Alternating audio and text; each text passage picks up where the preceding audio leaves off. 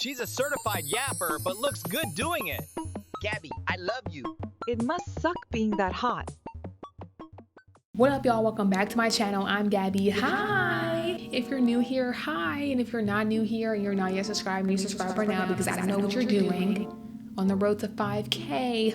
Please, we have goals, we have accomplishments that we have to reach. If you're not following my socials, TikTok, Instagram, down below. Interview with the Indies, where I interview indie wrestlers. Please watch.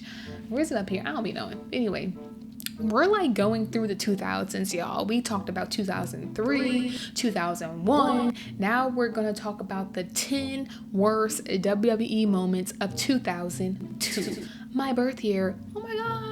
2002 was a weird year for WWE. The Attitude Era felt like it was done, so the company started to search for what the next wave of success was going to be. Ruthless Aggression was coming, but that was a bit forced too. It was an interesting time. Let's not pretend there weren't some highlights, because there most definitely were, but we also saw some cracks in the armor, and that is what we are going to talk about today.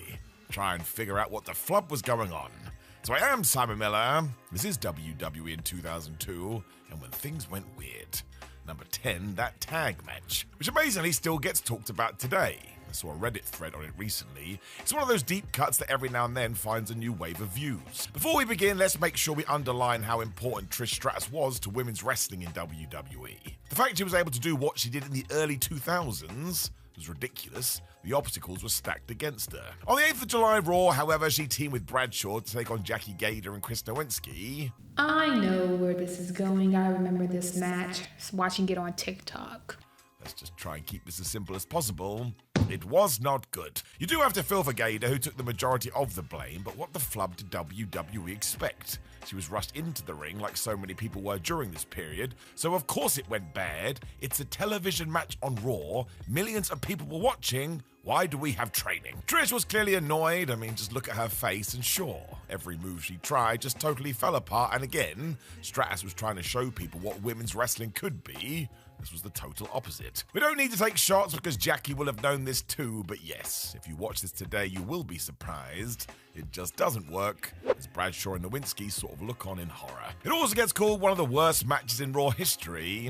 And listen, it's probably fair, but let's not pretend there aren't extenuating circumstances here. Jackie Gator needed to be given time to understand how it all works. Not thrown in the ring because you're desperate for new stars. Still, 9, the end of Hulk Hogan in WWE. The early part of 2002 in WWE is all about Hulk Hogan. The NWO arrived at No Way Out in February, and instantly most of the audience decided they were just gonna get behind Hulk. Didn't care about WCW, they just remembered what he had done in the 80s and liked me for their childhood. The highlight, of course, was his WrestleMania 18 match with The Rock, which is often cited as the best WWE bout ever. And really, if you hit that level, who even cares about the rest of the year? Most people would take that record. However, after the sheer loving for Hulkamania, Hogan went full Hogan and ensured he became the WWE champion.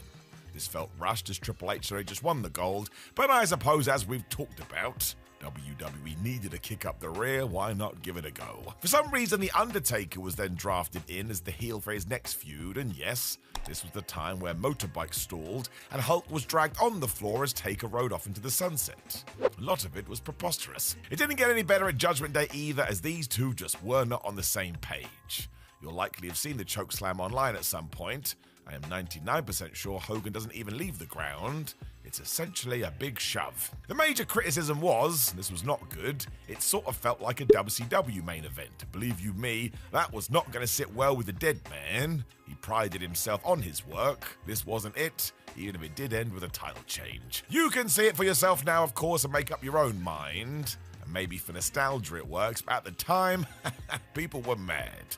This is not what they'd come to expect from the main event of WWE. Number 8, Triple H is handed the new world title. Now, did WWE do this to get heat, to use the proper term? Yes, it did. The issue is it was the wrong kind. Fans felt like the company had just taken weeks of story and flushed it down the toilet. It was the 2nd of September 2002 Raw, and yep, Eric Bischoff walked to the ring and said, as the new general manager of Raw, we need a world champion given the brand split had sent Brock Lesnar to SmackDown. He then revealed the old WCW title, which was cool, when Triple H walked to the ring and Eric just gave it to him. was really silly. Even if we had done a tournament with Triple H winning, at least it would have made the title feel competitive. But just to hand it over felt like it was the game's birthday. It was lazy and not realizing that we'd ignored potential. For whatever reason, WWE was just so against long-term storytelling during this period. The irony being, it was eventually Hunter who told Vince McMahon to slow down his Batista feud and do the payoff at Mania. He was right. That logic should have been pasted over the whole show. Unforgiven was around the corner as well, and do you know what happened there? The first ever Elimination Chamber match. Why the flub didn't we wait? Think how intense that stipulation would have felt then. Do you want to become the dude? Get through our new version of hell. So this really was basically a sign of things to come. Do things now as we don't trust the audience's attention span. Surprisingly, that wasn't going to help. Be a huge reason ratings continued to drop. Number 7, WWE ditched the IC title. As was this. Fans love Legacy and they most definitely love the Intercontinental title. Many people saw it as the workhorse belt that had helped Bret Hart, Steve Austin and The Rock take the next step to superstardom, and then at No Mercy 2002, it was given away. Ties into what we've said. Do stuff in order to get an instant reaction. What was most bizarre here is that it was knee-deep in the Kane Triple H feud, which was terrible due to Katie Vick when, bam, it got announced that they'd fight at the pay-per-view, and the winner would not only be the world champion, but the IC belt would be incorporated into that prize, or it was dead. Most of the viewership were WWE fans. They didn't want to lose this gold. That was part of their childhood.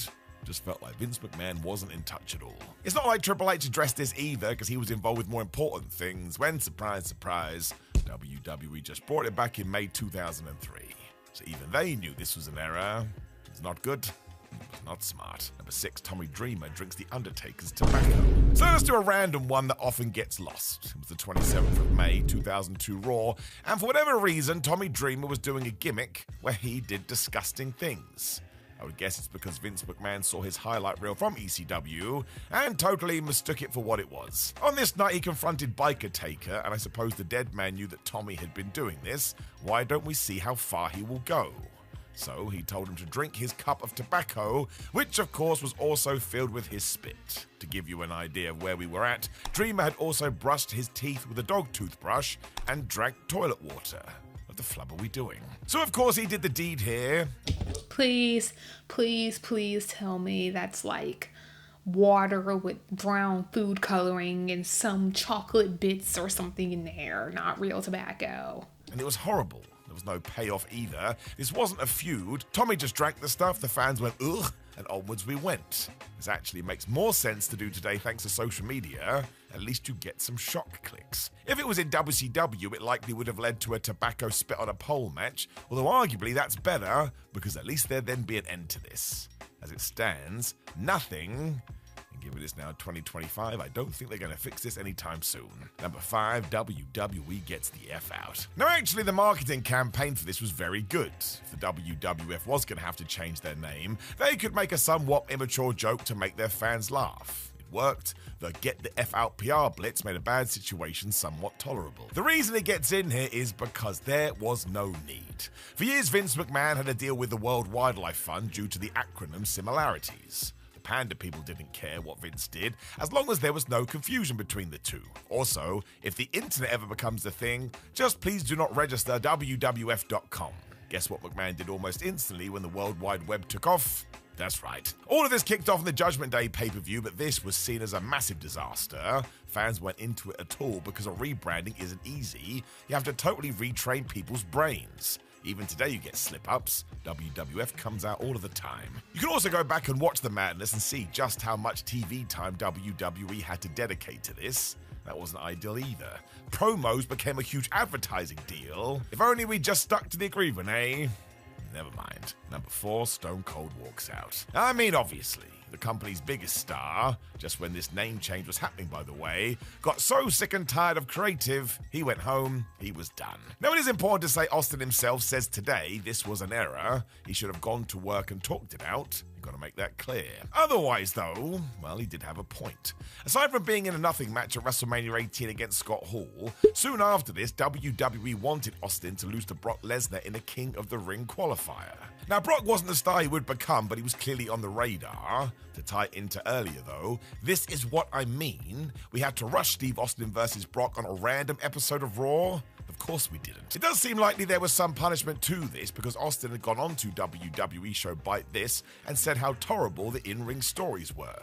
That was a shoot too, brother. So when The Office found out, well, I'll let you decide. The last thing anybody wanted was to lose the rattlesnake, though, and it's worse today. Steve had to retire after WrestleMania 19, meaning his comeback lasted no time at all. Well, basically, we lost a huge chunk of Austin's career because it came to a close for good. Sucked. WWE was so mad they even had other stars bury Austin on the show, including The Rock, saying much like the WWF, Stone Cold can get the F out. It felt silly because of course he was going to come back eventually. Everybody always does. Instead, WWE just ruined this man on TV. It was quite crazy to see. And they say women always start in drama. Y'all say women are messy. Number 3, The Plane Ride from Hell. This was so bad, the Dark Side of the Ring TV show made an entire episode about it. Also means we likely don't know all of it. It's mad this came from a plane ride. The WWE team were flying back from a European show in May, however, and it turned into a nightmare. Kurt Hennig and Scott Hall got in a world of trouble and eventually left the company over it. Jim Ross seems close to breaking point when he discusses it. He was the head of talent relations. You really do have to feel sorry for the poor airline staff, with many seeking damages afterwards. And in terms of Kurt, he basically had a fight with Brock Lesnar on the plane. People said they almost crashed into the emergency door as well. I mean, can you imagine? Then there was Ric Flair, who apparently walked around naked.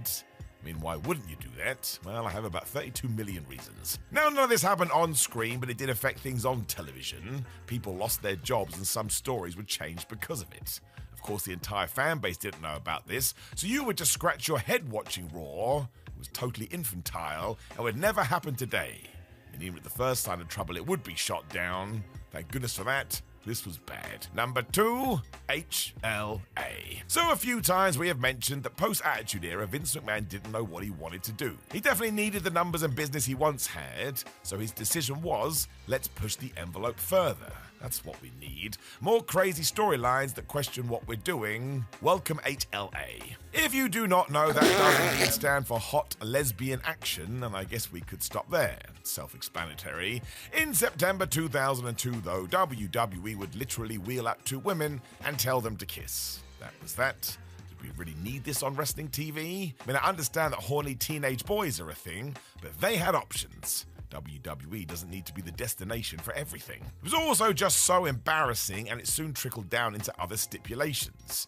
Eric Bischoff, who for some reason was all for this, told Stephanie Mann on Raw she would engage in some HLA if 3-minute warning beat Billy and Chuck. So what, we were going to force her to kiss somebody else? Well, turned out this did happen, and Stephanie made out with Rikishi dressed in drag. So they actually made it worse. It also meant that Steph thought she was going to lose, otherwise this wouldn't have been ready to go. And of course, eventually Rikishi revealed himself and booted Eric Bischoff right in the face. There was public backlash to the entire idea because it was so bad, just offensive really. WWE could not have presented this any worse. Surprise, surprise, it didn't work either. It's almost like fans just wanted to watch wrestling. What a concept. Number 1. Katie Vick. Well, you must have known as soon as you saw the title. How could you not include this? It may be the worst storyline in WWE history. In short, Vince McMahon felt like the one narrative they hadn't done was necrophilia, so yep, we did that. My biggest concern is always, who was this for? Who was waiting to see Triple H pretend to hump a corpse before tuning back in? And if these humans do exist, why on earth would you want them back in the mix? Do the opposite, make sure they never return. It's only fair to say the game wanted none of it either, but yes, as he feuded with Kane, he told a story of the Big Red Machine driving home from a party drunk, crashing his car, killing his girlfriend, and then doing all of that other stuff. Do you want to know what happened to the ratings during this too? They plummeted. The word has always been when they shot the scene in the funeral parlor too, there was a legit funeral happening next door. They even asked WWE to keep the noise down. So don't worry about 2002. This is all time, and don't even watch it for intrigue. Even though it was 25 years ago, you may still question why you watch this garbage. It's the worst of the worst, and it kind of ruined Kane. What a stupid idea. You know, I thought 2003. I thought 2001 was shocking, but I think this one is a little bit worse. Or maybe it was just these last few ones. I don't know. But, yeah. Lot to unpack here. Let me know what y'all think in the comments. Let me know what y'all want me to react to next. Please subscribe if you're not subscribed yet. Interview with the Indies, go watch if you haven't. Like, share, comment, subscribe. Follow my TikTok, Instagram, and yeah. Y'all stay safe out there. Bye.